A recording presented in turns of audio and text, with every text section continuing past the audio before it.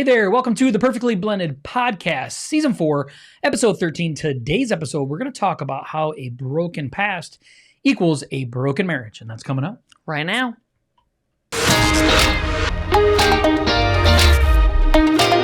Are you a Christian and you are looking to take your faith, your family, and your future to the next level? Then this is the channel for you.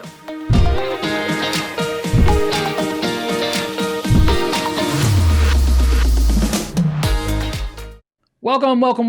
If you are watching or on the replay, do us a favor and please hit the share button. We would greatly appreciate that. So today's episode, we're actually going to be talking about your past and how that can actually impact your marriage and your family. So before we get started, though, is there anything you want to talk about today, my love? No, I love that you asked me that, though, at the beginning. Yeah? Yeah, I don't know how long you've been doing it. I don't know if you've been doing it since episode 1, but I really like that you do that. I haven't, but do you have anything you want to add today or anything? No. How's your week going? Good. Nothing crazy happened this week? No. It's just pretty dry. Normal stuff. So this time of year, though, okay, so when we're recording this, it's actually, what is it? Today's the 13th, 12th or 13th of November. I don't know what is today's No, date. it's the 16th. It's the day after your son's birthday. Oh, yeah, it's 16th. Okay. So apparently I'm a little weak in the mind. So my point is there's two types of people. Okay, there's people that enjoy Thanksgiving, and then there's people that want to listen to Christmas music and not even recognize that Thanksgiving is a thing. Okay, so my wife is, what are you, my love? Christmas. The day after Halloween.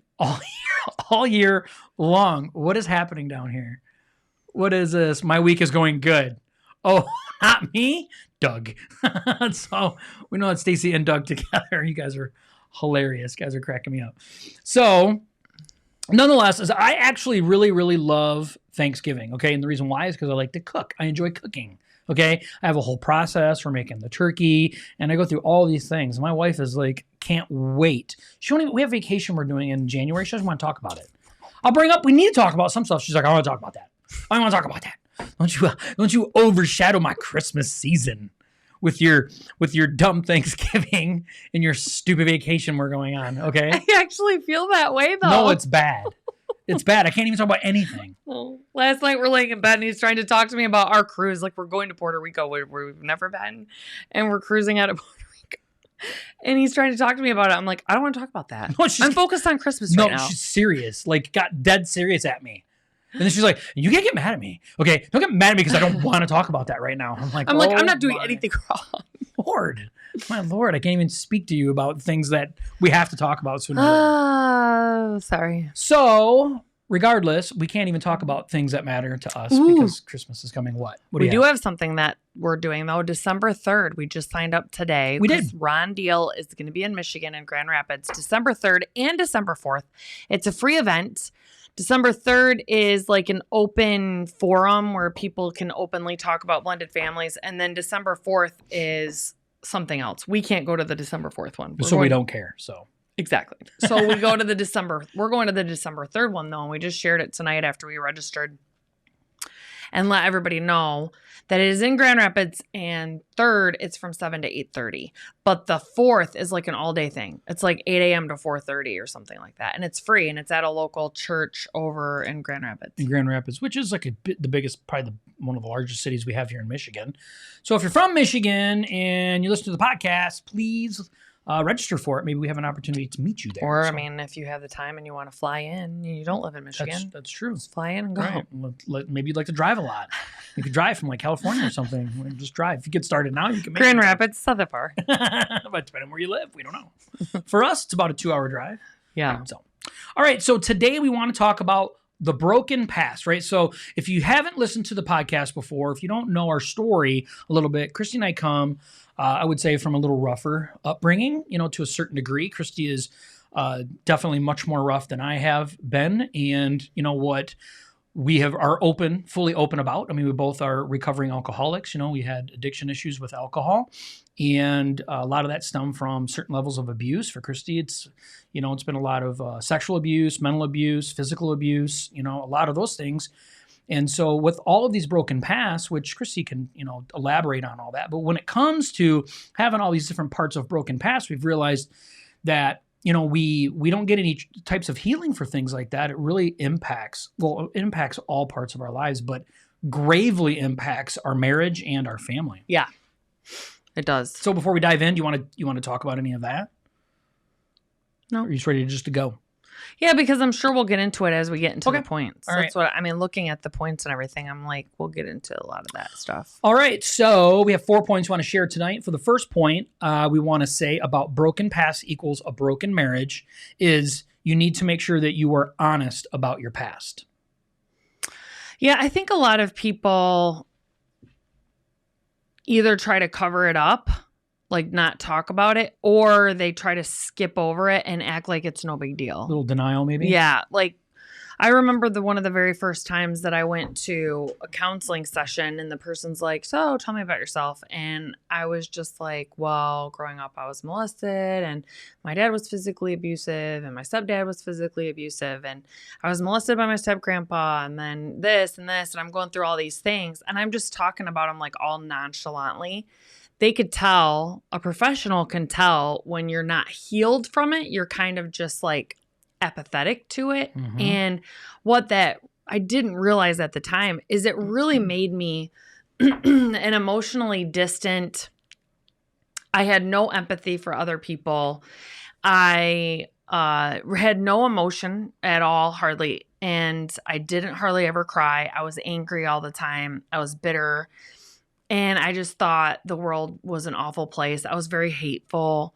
And it really made me cold towards other people, like even sitting and talking about it. So once I started to accept my past, like, okay, this happened to me. It wasn't right that it happened to me, but it did happen to me. What am I carrying? What are the burdens that I'm carrying from that happening to me? So something that bad that happened to you in your past. I mean, there's multiple different pasts. Maybe you did some bad things, and that you need to get over that guilt and shame. But for me, I mean, of course I have done bad things in my life, but for me, a lot of things that happened to me growing up happened to me. So then I had to say, okay, yeah, those happened to me, but what am I carrying now? Or what am I projecting out into the world from them things happening to me that is unhealthy? It's unhealthy for Christy. It's unhealthy for other people. And I had to learn how to embrace myself and not be embarrassed about it or shameful about it. And then also learn to love again. And if you try to get into a relationship and I didn't tell Josh, if I'm not giving my potential spouse, like obviously you're not just married, you start dating. But if you're not honest with the person that you're going to be marrying, they don't have everything that they need to love you properly. Like, yes, you need to love yourself first and foremost. You need to love God. But you have to allow, because the more he understands about me, the more grace then he can cover over me or have a deeper level of understanding when I am struggling or I'm having a bad day, or, he can learn how to approach me differently. I mean, if I had never been molested or didn't have anything happen to me and I just grew up to be a mean, hateful person, maybe I was a bully in school and he then would have to hit me between the eyes with some things to get more direct at me, instead of like, okay, my bitterness and anger comes out of trauma. A lot of the times he approaches me differently. He doesn't approach me like hitting me between the eyes with stuff, because I have a very bad reaction to that. He responds to me with kindness and he approaches me softly, but lovingly and truthfully. But he approaches me different. And you can't approach every person different based on what their past is like.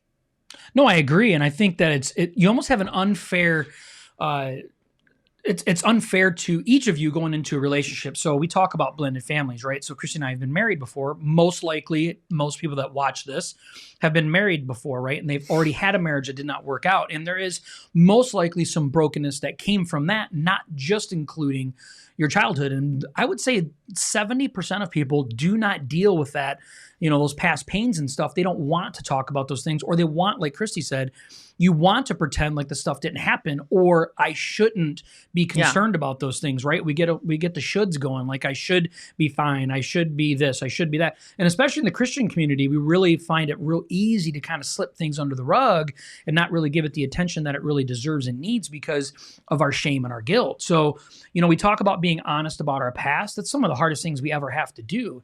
And it takes practice, and it's hard. And that's why we really suggest being part of some type of, group, some type of accountability group, some type of life group, something that you have where you have an opportunity where you can be open and transparent and honest about the things that have happened to you. Because we are part of something that's been amazing for us, and that's Celebrate Recovery, which is a Christ-centered 12-step recovery program.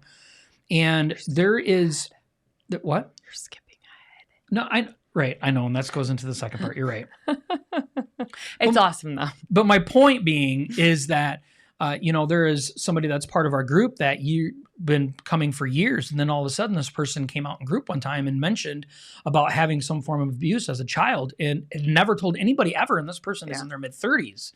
And so I think to myself, like, well, this person hasn't had an opportunity really where they feel comfortable enough to bring this out. And now a few years later, this person tells me all the time about how that's really transformed and gave their life a different type of meaning and opportunity. So, being honest about your past is very, very important, not just for yourself, but like Christy said, to give meaning to your relationship and give opportunity for you guys to know how to treat each other. And to move forward. Yeah. Like some people also want to remain stuck in their past. A lot of people, a lot of humans, it's nothing wrong.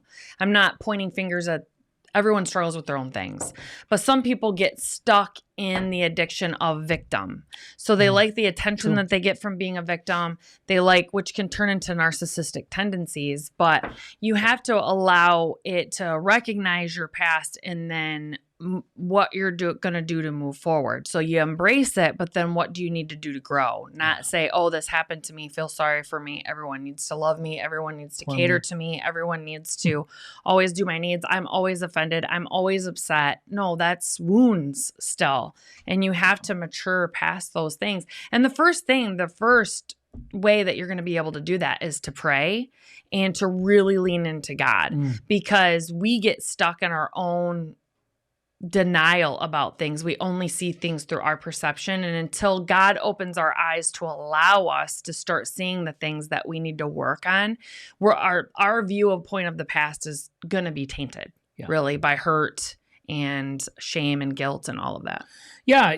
I look at it like a boat anchor to the past. It's like we cannot move beyond the things that's happened in the past if we're not willing to open up and be honest about them. And it feels counterintuitive when we first start to open up about these things. There's so much shame and guilt, and on all different levels of that, of whatever happened in the past, whether we feel responsible, which happens a lot of times, especially if you've been victimized a specific way. I know, Christy speaks a lot about that when it comes to sexual abuse. You feel like you play a special role in that, which is super unfair. And that's not right, because in sexual abuse situations, you're a victim to the highest degree, but you feel like you're responsible to a certain degree. And Christy talks about this all the time.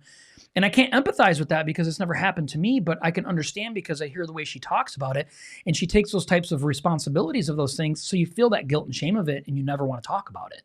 And it just, all it does is it holds you back from moving into this next part of your life, new relationship, new family. And instead of creating closeness, it remains a gap inside your life. And it's sad, really. Well, and what I don't talk about enough is I am very open. What I've realized over the past couple weeks is I'm very open about talking about my abuse and being a voice for people, or trying to allow people to feel safe to share that if that's happened to them. But what I don't talk about enough is when I tried to commit suicide when I was 16. And that is when my anger switch in my head really flipped on, is when I woke up the next morning, because I tried to overdose on pills. And when I woke up the next morning and was still alive, I was so angry. I was so angry at God because I felt like he didn't want me either. And I didn't want to be here. And he wasn't basically letting me leave when I wanted to leave, that I was really angry about it. And what a lot of people don't understand suicide.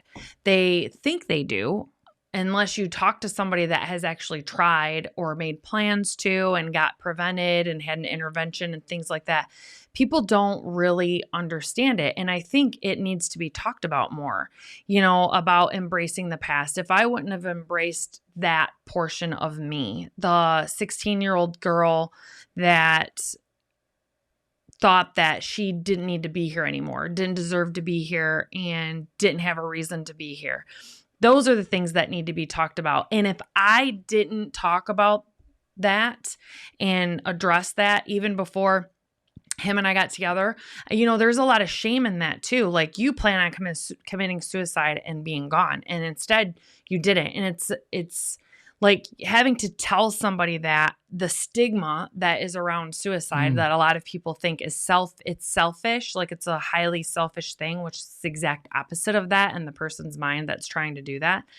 It's a lot of shame, and it can be a form of survivor's guilt that comes on you. You have to deal with those things, and you have to be open. Like your spouse next to God, but God already knows whether you tell him or not. Your spouse, you need to be able to share with them everything, like your deepest, darkest secrets. If you can't share like your deepest, darkest secrets with your spouse, that tells you that there is something inside of you that needs to be healed yet, that you need to embrace of your past. You need to accept it, and you can't move forward with it and through it until you at least accept it. Yeah. And so that's the first step. It's powerful. Be honest. Number 2. That's right. Be honest. Number 2 is seek out help. Seek out help for your past. So I did.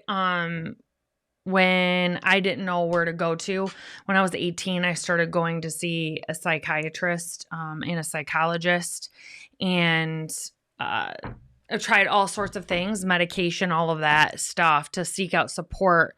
But what helped me the most is working the 12 steps. That actually brought me the most healing through, because the 12 steps that we utilize in Celebrate Recovery are biblically founded.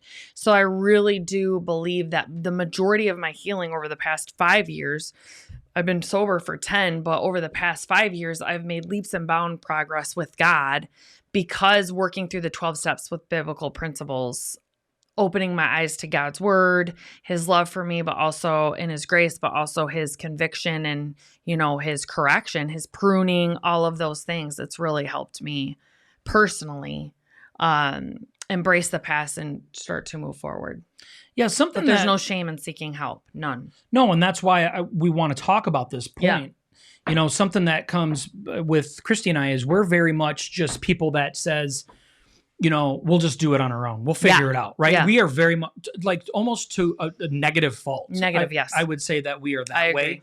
And we're really bad for each other in that way, because we're both that way, right? Mm-hmm. We'll figure it out. We'll power through this. We love our community, but we don't want to be a burden on people, right? Mm-hmm. We don't want to do those things. And what that does, though, what that ends up doing is that's actually a level of pride. And we're not allowing ourselves to get out of the way of ourselves and allow God to use other people in our lives. And so, when we talk about seeking out help for our pasts, it's super important that we do that, because we're not bigger or higher than community that can pour into us and help us. And so, I think that everybody should be part of some type of group always. Now, I mentioned that we're part of Celebrate Recovery, but we also have a life group. And if you ask our life group loves our life group. And I think a lot of it is that because we get raw and real in our life group, and we are open and honest, and we use it as a way of helping each other. That's really the goal. And I mean, not just help as in like if someone's sick, cook you meals and stuff. And we do all them things, but much deeper than that. Yeah. Connecting on a spiritual level, on an emotional level, that's much different. And so, we talk about seeking out help. It's not like you're this victim that you need to look and like, oh, I need to go to therapy. I need to do these things, even though I would suggest doing those things anyway. But I think it's so much more than that. I think it's finding a support group that you can work through life with, just in general.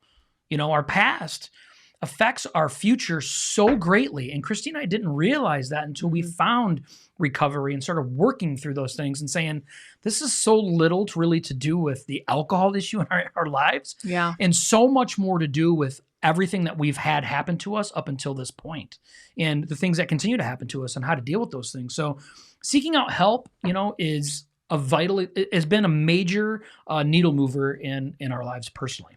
Well, and I think part of what is awesome about our life group, obviously I can't speak about other life groups, but our life group,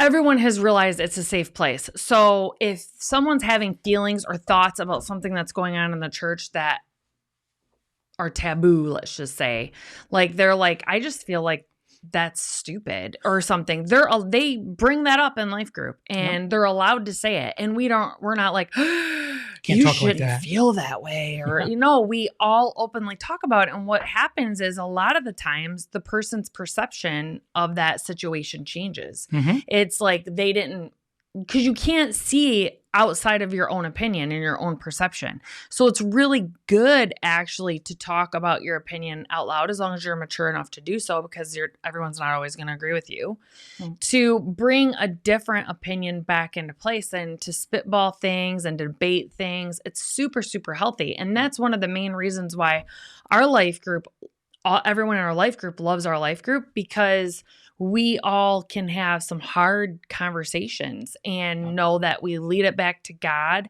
We ultimately at the root need to be doing what God would want us to do. And that is what God would want you to do, is he would want you to seek help. He put Adam on this earth, and Adam had Jesus. He had God. And what did God do? God said, you need a helper.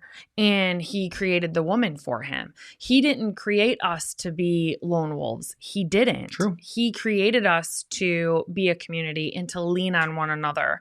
When one is weak, the other one's strong, type of thing. And that's why there is the 12-step programs and Celebrate Recovery and churches and life groups and professional help that you can get, because seeking out help for your past, embracing your past and actually healing from your past are two completely different things. Like I can embrace it and then kind of be like, whatever, I shouldn't feel that way. It happened so long ago, I'm fine. When really you're not fine. You have rooted deep emotional scars in you that cause you to trigger at some points. Like somebody says a specific thing to you and you lash out at them. That's something that needs to get healed. And a lot of times we can't do that by ourselves. A lot of times we need to have safe places that we can talk about that. And whatever that means for you, if it's a small group at Celebrate Recovery, if it's a life group at your church, if it's going to a therapist, it needs to be a safe place to get those out so that you're not, triggered at certain moments, which we all have triggers from our past. No, we do. And I think, we talk about these points, and a big part of this is shame and guilt that prevents a lot of this from happening. We talk about the first point is we need to be honest about, the things that's happened to us in our past with our broken parts. We have to be honest about that. And the first person we have to be honest with this about is ourselves, right? And then we need to be honest with God about it. But then we got to move on to step 2. We got to move on to number 2 that we're talking about, and we need to seek out help. Now, that's saying God's telling us, okay, now we need to entrust in another person, share it with somebody else. Like, get a community of people that you feel trusted and comfortable with. And when we're transitioning from an old past, right? Now we're moving into a new marriage, a new blended family. Now we're part of this. It's like there's this gap of shame that just fills us, right? That says, I don't belong to this anymore. I don't have this set of friends anymore. I don't have there's a lot of things that we just really have contention in us. Well, the goal is the same thing that we had to do. We have to seek out new community. We got to seek out new help in whatever way that is, and don't stop doing that. Seek it out. Be a leader or a front runner in that and push for that, because that will make a world of difference in yourself and in other people. I mean, in our life group alone, almost not a week goes by that somebody isn't crying. And I mean in a way that's like helpful, that you can see like their hearts being poured out about something that they're sharing, that they're talking about, that's just like, piercing them at the moment, and that's such a healthy thing for us. We need more of that. So seek out help from your past, whether that's professional, whether that's group, whether that's a Celebrate Recovery, something, don't stop at just being honest with yourself about it. And sometimes the whole family needs this though, especially when you as the adults need to do this. But when you guys first start to blend though too, your kids, no matter what their age are, unless they're an infant, they are going to have feelings from the previous marriage. It was unhealthy for some reason. That's why it split up. Or if someone passed away, they have feelings about that parent that died, and then they have their own grief from the end of the marriage. But then also blending, they need someone to talk to as well. And believe it or not, all the times they don't feel safe talking to their real feelings to you, the bio parent, because some of those feelings are about you. And to find them a group, a lot of Celebrate Recoveries have a children's program, the Landing and Celebration Place, that will help kids work through emotional things, but also seeing a therapist or getting them involved in church and reaching out to the youth pastor of that church. But don't leave your kids out of this either. Like, yes, these are things for you. You need to be honest about it. You need to seek help. But don't forget your kids. Your kids need to have a place where they can be honest about it and then also get help. And a lot of times kids are depending on us to show them the way of that. Yeah, true. So number 1 is be honest, right? About your past, whatever that's going on with you or has happened to you in the past, or something that's you've done in the past, right? Or number 2, seek out help. Don't stop. Like, look for people to surround yourself around and be part of. And then number 3 is such an important thing. It's something that Christy and I really focus hard on, and it's been a game changer for us. Number 3 is continue to grow. Continue to grow. Yeah, one of my favorite quotes by Zig Ziglar is motivation doesn't last, but neither does bathing. That's why we recommend it daily. And that's a Zig Ziglar quote. And what he's saying by that is you have to do something to motivate yourself to grow every single day. And I had really gotten out of the habit of getting up in the morning and reading my Bible, doing devotionals, but also listening to, I used to read a leadership book, like a couple pages out of a leadership book every morning, and then be listening to a podcast or a leadership book on the way to work. That was different. And I had gotten out of the habit of doing that. And I recently, last week or the week before, restarted doing that, really being committed to not just getting up and praying, but also like digging into my Bible and digging into a book and something that challenges me or inspires me to be better, change my way of thinking or grow my way of thinking more, and then listening to a book or a podcast on the way to work. And man, it makes a world of difference, because if we're not growing, we're dying. And we can tell ourselves all day, like, oh man, I am fine. Like, I'm fine. Like, you get up, you go in the bathroom, you start thinking about all the stupid things you have to do for the day for your stupid job. And it's all stupid. And you have to deal with stupid people. And then you get on your phone, you're playing on Facebook, and you're getting on Instagram, or you're on TikTok, and you're just mindlessly scrolling, like you're, entranced, by this, that you're going, you drive to work, you're thinking negative thoughts, you're cursing at the traffic in front of you or the weather or whatever. You get to work, you're going through the motions at work. You come home, you don't even make eye contact with your spouse or tell them, and you eat, you're like, oh man, I have to do all these chores, clean the house, do laundry, and then you go to bed.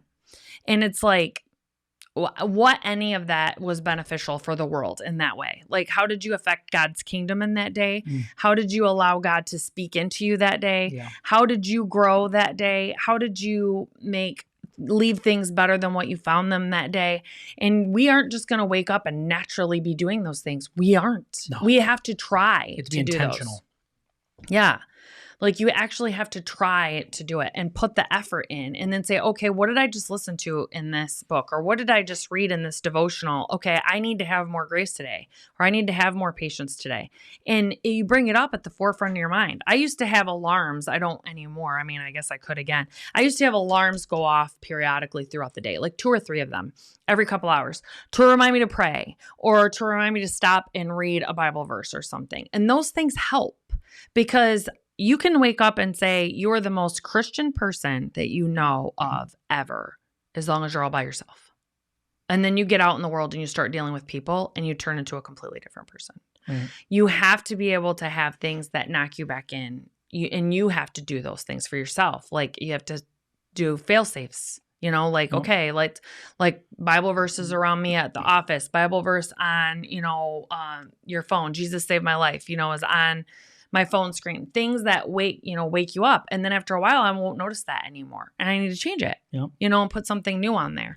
So you have to continue to grow. That is something you never stop doing. Never, ever, ever, ever, ever. You'll get into stalemates a little bit with it, but you have to then dig yourself back out. And you can look at your spouse and say, hey, we need to challenge each other to be better. We've really, kind of gotten stagnant. Plateaued. That's a good word. Yeah.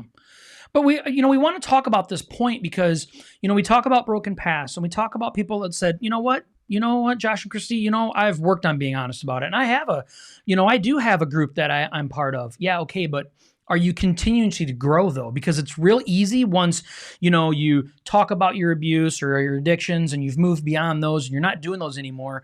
And you get to a point to where it's like, okay, I've done all that. Mm-hmm. Now I'm good. And it's just not the truth. We are like a plant, okay? And the plant can sit and have all the sunshine all day long. But if there's not any water, there's no further growth. Like you die, right? And then it's like being in the desert. And there's no difference on the opposite of that, right? You can have all the water in the world and no sun and you die. So you have to understand that, finding growth each day, an opportunity for growth each day is fully intentional. Just like Christy said, you have to build your life around it. You have to be intentional with it. She gets up early in the morning to do that. Like she makes time to do that because people I hear all the time tell me, I don't have time for that. No, you have time for all these other things. Scroll, read all these statistics on ESPN, to do all these things, to go through Facebook, to go through TikTok or Instagram or whatever it is that you do. We have time for all of those things, but we can't carve out 10 minutes a day to be intentional with our growth. And that's just an excuse. We have to be intentional with that. We can't expect we've worked through some things in our lives and now for things to just be cruising. Christy just mentioned it. We hit a plateau. Well, I'm telling you what, you hit a plateau, you're not flatlining, you're going backwards. Yep. It's just a small period of time when it's flat because then it starts tipping backwards and you start rolling backwards again. Mm-hmm. And things that are instantly impacted from that, instantaneously, is your marriage. It's your closest relationships that you have. Yeah. It's your marriage. It's your family. And then it just snowballs from there. It's your work. It's your kids. It's all these other things. So understanding that continued growth is a daily practice. It's a daily practice and you can't let up on it. You have to work hard at keeping that as a centerpiece of your marriage, of your life. You do. And what was huge, a big, huge thing for me is like when someone would say something to me that offended me, let's just say, or someone would point out a flaw of mine that I had, and what really, really, or feedback from my boss helped me would be to tell myself, sometimes out loud, as long as I was by myself. If it was a boss that I really trust, I would say it to them, but I'd be like, man, that really sucked. That really sucked hearing that about myself. And then it allows you to hear it differently. Because as soon as you tell yourself, like, yeah, no one likes feedback. No one likes to hear, we all like to walk around and think we are amazing at everything. No one ever talks bad about us. We never annoy anyone, ever. We drive amazingly. Everyone else is stupid drivers. And everything we do, everything we say, no one ever thinks badly of us. That's not true. We love to think that. We do. Whether we think that consciously or not. Subconsciously, sure. Yes. Yeah. And then when someone comes up and they're like, man, you really hurt my feelings when you say that. Our first response has been mine is suck it up. You know me. You know I didn't mean anything by it.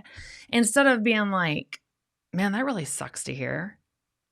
I didn't want to hurt their feelings. Maybe they are being a little bit sensitive, but maybe I also could be a little bit softer or maybe I could slow down in that minute because I'm a very fast person. And so I just want to get things done and out of the way. Instead, I could slow down and hear that. So as soon as I embrace like, man, that it just sucks to hear that about yourself.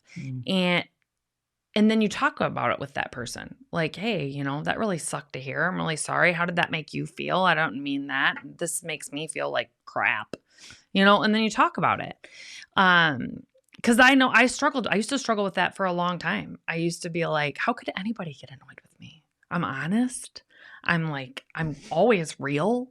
Like, how could anybody get annoyed? Well, I could hurt a lot of people's feelings. I have, You're like, I'm the most awesome person ever. Just ask me. Just ask me. I'll tell you. I used to struggle with that big time. Now, we can swing the other way. Now I can take on the responsibility of everything and be like, yep, it's always my fault. Even when the other person is being overly sensitive or they're stuck in the victim mentality, I can always find a way that it was my responsibility, at least in a small form, and try to correct it. But sometimes, you have to be like, that wasn't me, that was you, dude.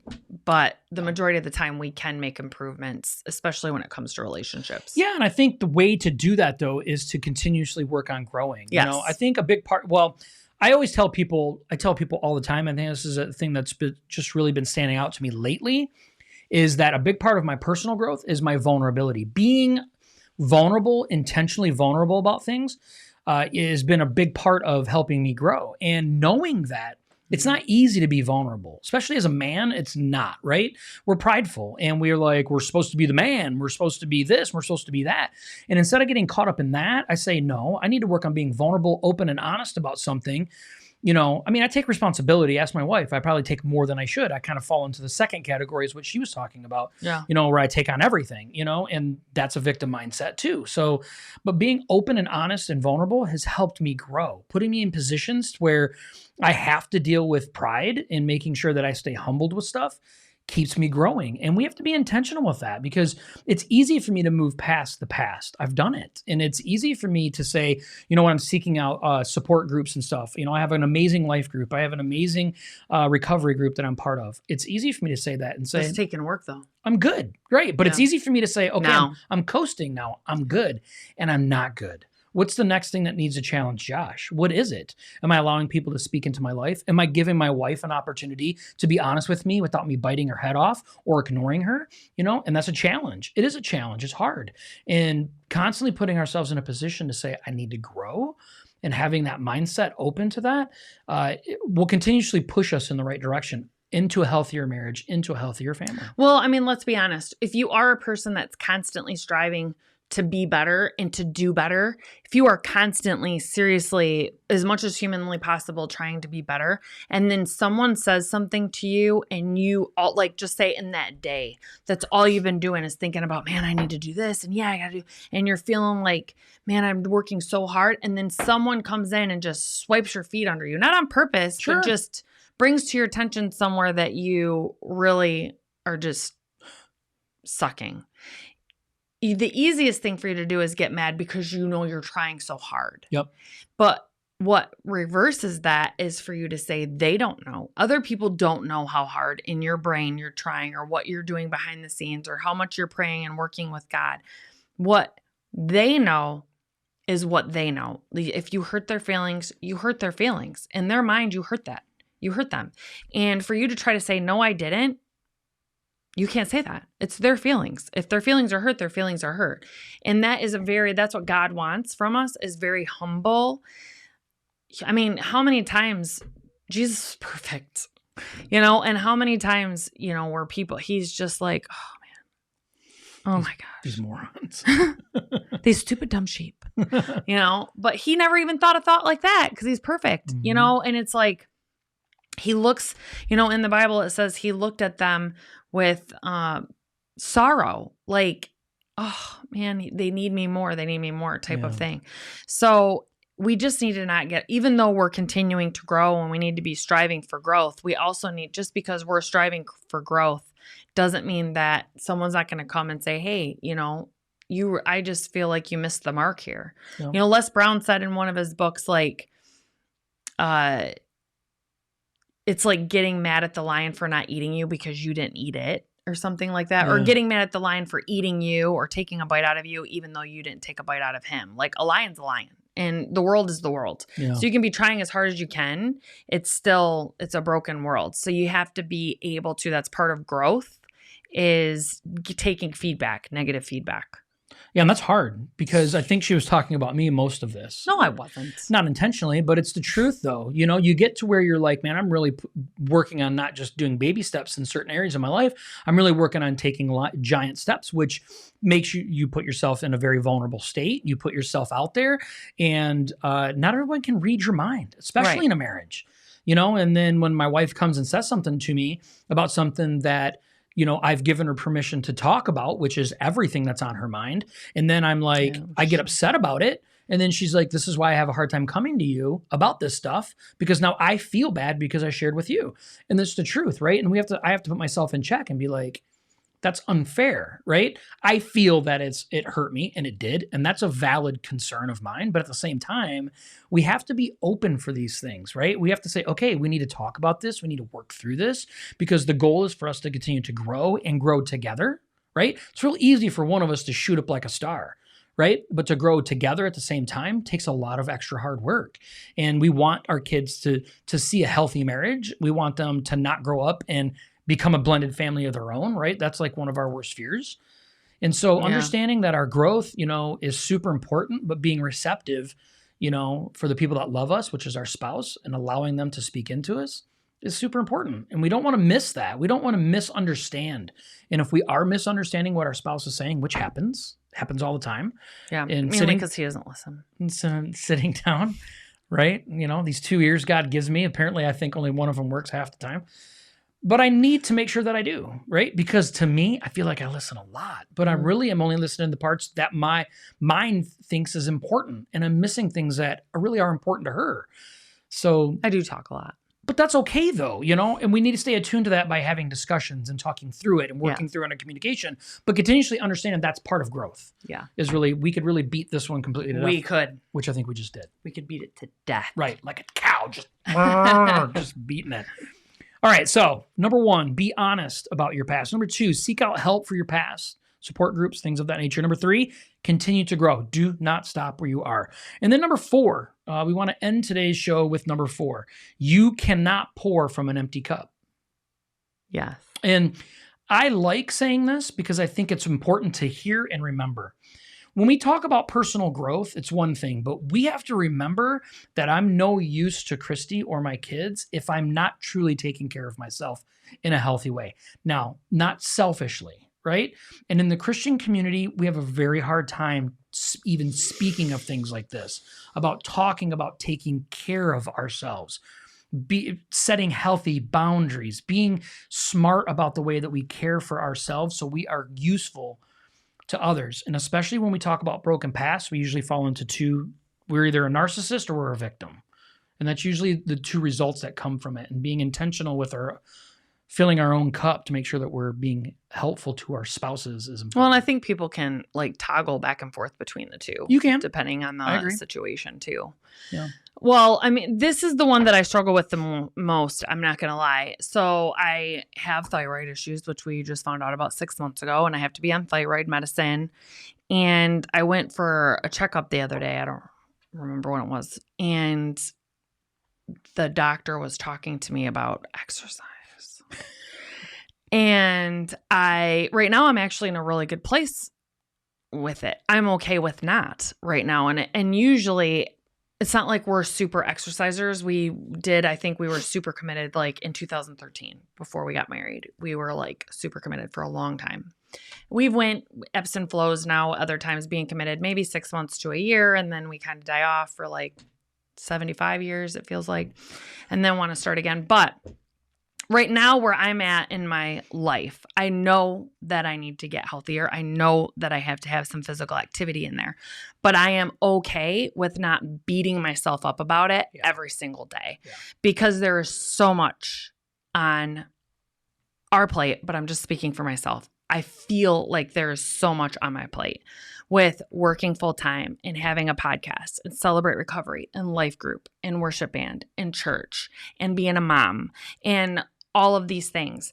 And I said that to him. I said, I am okay. Like, I have a lot. And for me to try to add another obligation on my plate where I feel like I have to do, because usually once I say I'm going to do something, I do it. Like, and if I don't do it, there will be hell to pay because I'm mad about it, and then everyone knows I'm mad because we are failing at life because we said we were going to do this and now we're not doing it, and that's just how I am. I'm banging on the table. I am realizing that now. So he looked at me dead in the face, and I have a hard time with this because he's foreign. I can't do the foreign thing, but he's like, you need to take care of yourself, type of thing. And he's like, it's okay for you to do something for yourself, and that will take care of you, like physically, make you healthier, and you need to do something for yourself. And for me, like at first I started crying when he said that because I do feel like I'm go, go, go all the time. And like I used to be getting up in the morning and doing my devotional and all those things because I had to. Like, I get up at 5:30, it's what I do, and I read my Bible and it's blah, blah, blah. But then if I wasn't doing it, I was a failure as a Christian.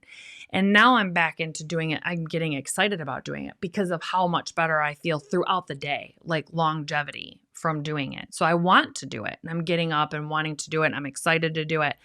And then it's like our podcast and Celebrate Recovery, those things, I want to do those things. I'm starting to get re-energized when I'm doing them. But I do need times to where it's okay for me to just veg out on the couch and watch a movie and not be doing something productive. Yeah. What Christy feels like is productive in her life. Because if I sit down on the couch, I may be sitting there for 2 or 3 hours, watching a movie, but almost the entire time, I'm like, you could have been doing laundry, you could have vacuumed, you could have washed windows, you could have dusted, you could have been reading a book, you could have been doing something to make yourself better. And that actually is bad. That's negative. Like, I should be able to ride for an hour in my car and not have to listen to a podcast, not have to be talking to someone on a phone, not listening to the radio, just be in silence. I should be okay with that. The shoulds. And I'm not, Yeah, the shoulds. This past week, it actually worked wonders for me. I think it's the first time that it was ever worded this way, and we need to remember it worked. Last week, not this week, last week, I was super stressed out, just going through a bout of my depression, which we could do a whole episode of that. That's my cross to bear for my life. And I'm okay with it. I don't try to pretend I don't have it. I really try to work through it in a healthy way and talk to him about it when I'm doing it. And he is amazing at it. But he was like, for this week, give yourself permission to not work on anything. Like, don't work on our blog. Don't worry about the podcast. Don't worry about Celebrate. Like, don't worry about any of it. And that actually, like, it's like I had to schedule or give myself permission to not have to do it. And it actually was awesome because as soon as I would start thinking about it, I'd be like, oh my gosh, I do this and I should be doing this. I'd be like, oh no, I don't have to think about that this week. Josh said I didn't have to worry about it. And it worked though. Yeah, good. Didn't it? I feel like it did, yeah. It did. I mean, I'm not inside your head, so I don't know, So you can't pour from an empty cup, though. And my cup has been empty, I feel like, empty for a long time. It has, there's specific ways that I can fill it up, and I think it's just been empty for a long time. Well, I think a major problem, like, with you particularly is you've designed yourself to where you like to pour all the time. Yes. You constantly like to pour. Yeah. And I think that gives you some type of value to yourself. But in doing that, what ends up happening is there's never enough time for that cup to have anything poured back into it. And so I think what's really good is, like, in a marriage is I really try to work on pouring into her. Yeah. Like, intentionally, like, even though I realize that she's not pouring into herself, like, I try to pour into her to, support her, make her feel good about herself, let her know, like, I like you thick, okay? Like, I don't care. Like, you don't have to take no thyroid medicine or not. Like, I like you, like, and because I really do, but I want her to know, like, I want to pour into her. And I think that's something we can do as spouses, though, is we can support our spouses. And, Christy does do a lot. She does a ton. She does 100 times more than what she should do, the shoulds. but it's where she's passionate about. And I don't ever want her to take any of that away from her or tell her, like, you need to knock off doing these things. But her doctor makes a valid point. You have to take care of yourself too. You know, like, you living longer on this planet is more important, you know, than making sure that your laundry is folded every 15 seconds when you walk in the door. Yeah. And so there is balance to find in that. And that's why, like, you can't pour from an empty cup. Sometimes, you know, maybe you're like Christy and you're constantly, and if you're a stepmom, you most likely are, right? You're stressing about everything. Number one, you're a female, so you want to balance everything and balance everybody, right? You want everybody on all sides to be happy, and you want the kids to love you and love the spouse and love each other, and you're balancing work and still trying to cook and clean and do all of these things, right? And so you're trying to balance all of this stuff at all the time, that your cup is never really getting full. And it's hard because it feels selfish to stop and say, wait a minute, you know, where's me time? Where's time for me to fill back up so I can appropriately pour in? And men, I can speak to you on the same. You know, you go and you work hard for your family, most likely, and, you know, you're gone a lot and you don't get to be part of a lot of things, you know, so you don't feel like, you know, when you do come home, you don't want to take extra time to yourself. And that's where healthy conversations come in. You know, we know a broken past will continue to affect your marriage and create a broken marriage. And if you're not applying these things, it'll never go right. I mean, the statistics are disgusting when it comes to divorce and second marriages and beyond. It's close to 70%. And that means less than 1/3 of all second marriages and beyond will survive. And that's just not acceptable. It's just not acceptable. And this is why the church doesn't want to talk about blended families and all of these things. They don't want to, because people feel like they're ashamed and it's not going to work. And we have to be more intentional. We have to understand that our broken past, broken relationships, our broken past of children, whatever it is, our addiction issues, get corrected. And we work hard on correcting that so it doesn't keep impacting our current marriage and our family. We have to work hard at it. We do. And it's hard, you know, so you can't pour from an empty cup. So as a way of review, the 4 things that we want to talk about that can help you if your broken past can affect your marriage is, number 1, be honest about your past. You know, be open and honest, especially with your spouse. If you haven't done that, find a time to do that. Number 2, seek out help. Now that could be professional help, and don't lie to yourself if you need it, you need it. Support groups, life groups, things of that nature. Make sure that you're finding and being part of it. Number 3, continue to grow. None of us have arrived. We have to continue to work hard at growing each and every day. And then number 4, you can't pour from an empty cup. You got to carve time out, and you have to be intentional with making sure that you're full so you can pour into your marriage and into your family, into your community to be useful. And can I just say, a lot of people aren't honest, not fully, about their lives or their deep, dark secrets, not even with their spouses, about their past.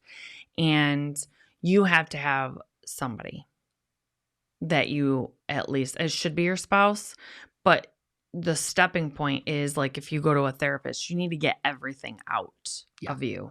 You need to get and be honest with everything. And saying it out loud, people think it's stupid. Like, a lot of people are like, that's not going to make a difference. I know it in my head. No, saying it out loud is huge. Just think about how many times before you told your spouse, I love you, how many times you thought in your head, I love this person. I love them. I love them. I love them.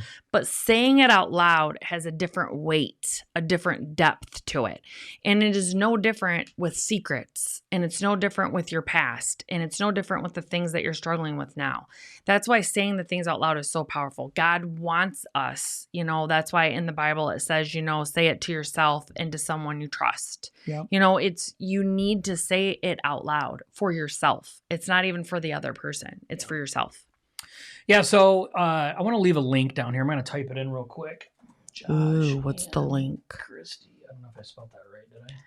I can't see that, Whittle. JoshandChristyGroce.com/book. Okay. So if it's correct, it's correct. Let me make sure. See. Wait for it to come on the screen. I want to make sure. JoshandChristyGroce. Okay, so if you go to, I'll put this on the screen too. If you go to this link, this is really something that Christy and I really want to do. We want to have an opportunity to speak into other blended family lives. We want to have an opportunity. So if you're looking and you want to have a conversation about your particular situation, if you're looking for some type of perspective. Like, we understand the power in that. So if you have something special, something certain that's going on in your blended family, and you just don't feel like you're comfortable in your own community, in your own church right now, discussing these things, please go here. You can book a 30-minute call with us. We like to do it via Zoom. It's important that we see eye to eye on things like this. It's just really, it's intentional that way. Because we can tell if you're lying. But we really want to help. We want to know, we have an opportunity to do these things, and let's connect. It's a real special thing to be able to do that. So go on there, follow that. You can go. There's no obligation. Okay. Don't feel obligated at all. It's completely free. It's none of that.